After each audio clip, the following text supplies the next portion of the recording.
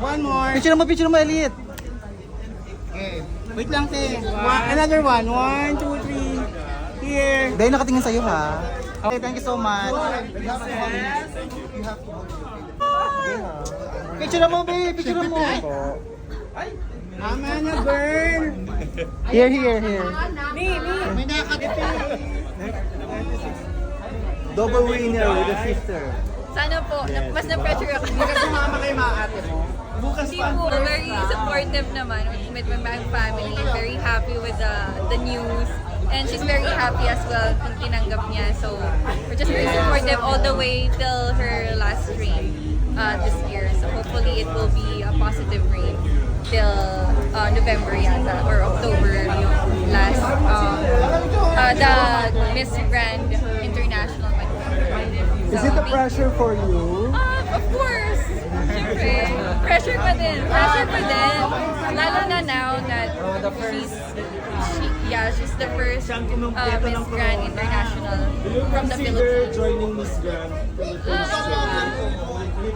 Maybe you will see another Opiasa for Miss Grand. Probably not for me.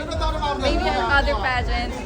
But my younger sister is eyeing for Miss Grand. So hopefully we see my youngest sister, yes, for Miss Grand Philippines. Probably in 3 to 4 years. Yes. Thank you. Thank you so much. Nag-press ko. Ay, dapat sinuot niya pala kanina. Naka-casual na kasi. Chili face. Per photo.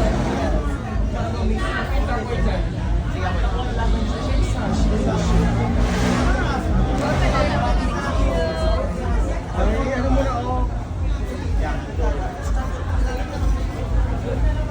Dapat doon sa tapat ni. Our reigning Miss Fitness Supermodel World Philippines 2025. She's gonna be RJ. La la la la. Please, a little. Airport na. Send off the party. Wow, that's good. Oh, parang Miss Lala. Sa palang table. Kita nyo naman guys, oh. Pabali-bali. Thank you. Picture ba to? Video. So, sino mas maganda talaga? Ito. Eme. Ganda ko pag nakakaroon. Pag nakamaroon or red? Iwasan niya ang pagsuot ng ano.